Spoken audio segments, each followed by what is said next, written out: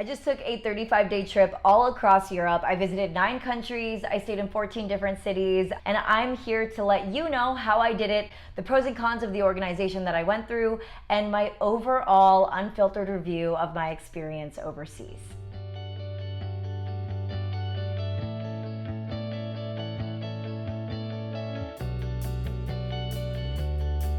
Hi, my name is Jenna Kelly. Welcome to my YouTube channel at The World's Publicist.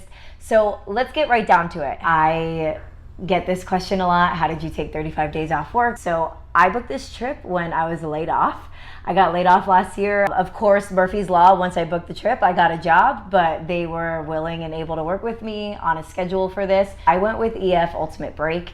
So let's talk about what is EF, because when I first started, I had no idea. So I took an 18 to 35 age range tour group, and that's basically the age range for their adult groups in general. I just did a simple Google search. I wanted to go overseas and I didn't think that I could do it effectively on my own. I was a little scared to go by myself, totally by myself, and like book an Airbnb or a hostel somewhere. So I wanted to do it with a group of people and an organization that knew what they were doing. So I did a simple Google search and the first group I found was EF. So let's start with the cons, because I'm sure if you're looking at this video, you're probably like 2 steps away from hitting book, and you want to look at things to look out for. So number 1, accommodations. So for the most part, we stayed in really great hostels, and I did the budget tour, so I knew going into it I was staying in hostels.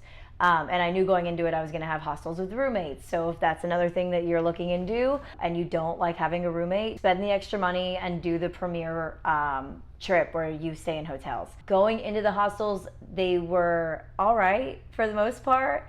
Some of them were really amazing. Like the one in Switzerland was absolutely amazing. We stayed in a ski lodge. The one in Athens, we stayed in 2 different rooms. The first room was not so great. The second room had a floor-to-ceiling windows with a view of the Acropolis. It just really depends. The reason why I say it's something to look out for is because there were some hostels that I think EF should take off of their hostel list. For example, the Generator Paris. The place that we stayed in was just, it wasn't a good area, and it wasn't the cleanest hostel to stay in either. Paris and France in general is such a beautiful country that you had a great experience like outside of our hostel area, but there were just some sketchy things that happened around there, and I would say that would be one to probably take off your list, EF. Aside from that though, like everything was great. Like we stayed in the Generator London, which happened to be the same exact company as the one in Paris, and it was a totally different experience. For the most part though, it wasn't that bad. The second thing I would say to look out for is knowing your limits. This is a personal thing. You never know how many people are going to be on your trip. We had no idea how many people were going to be on our trip until we were on the trip. We had 41 people on the trip, including our tour guide. So that's a lot of personalities. It's a mixed bag of people, 18 to 35, coming from all walks of life, all reasons why they're on this trip. For the kind of person that like is worried about that kind of thing, it is something to be aware of. The next thing I would say is the expenses, and I don't want to say that they were secret expenses, but a lot of us thought that the excursions were built into the price. Not totally the case. The walking tours, which I'll get into on the pros, built into the price.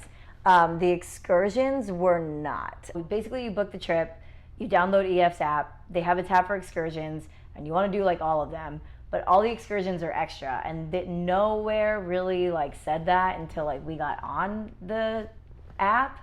Aside from that too, when you meet your tour guide, like I think 2 weeks before the trip, and most likely they'll message you on WhatsApp with extra tours to do, and they plan that around what EF already has. So of course it's a pro. Why I would say it's something to look out for is because there's some people on these trips that get a little bit click happy and they're like, let's plan.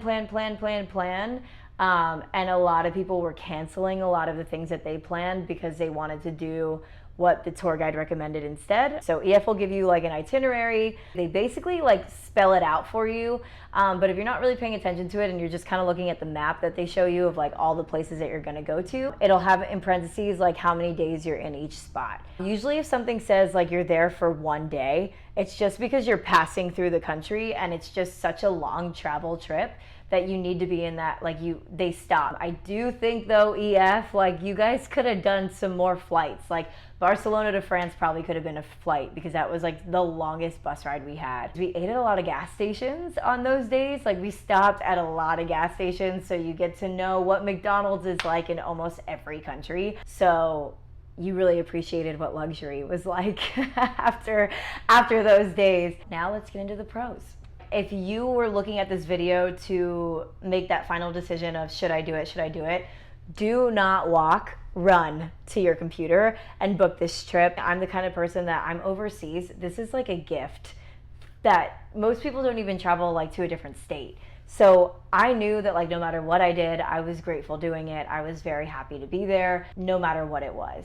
I chose the budget accommodations because I wanted to meet people. I was traveling solo. I didn't want to be stored away in my hotel room, not talking to anybody and isolating myself. It was just so awesome to get to know these people, to live with these people. You're going out, you're partying with these people. It's a lot of fun. It's a very cool experience, and that's why I think the accommodations I say is something to look out for, but is also a major pro for me too, because it's like that was one of the highlights of the trip, is getting to stay with everybody and like be around everybody and go to the hostel bars together. And if you didn't know what you were doing, you'd just say, hey, what are you guys doing today? If you didn't want to do that, just go with another friend group. When you're walking the streets, you'll randomly run into people that you know from your trip, and it kind of gives you more of like, I'm a traveler, I'm not a tourist. Another thing that is a pro is EF books the whole thing for you. You really just have a stress-free trip. Like you don't have to book anything. Another thing that EF does is that's built into your trip is walking tours.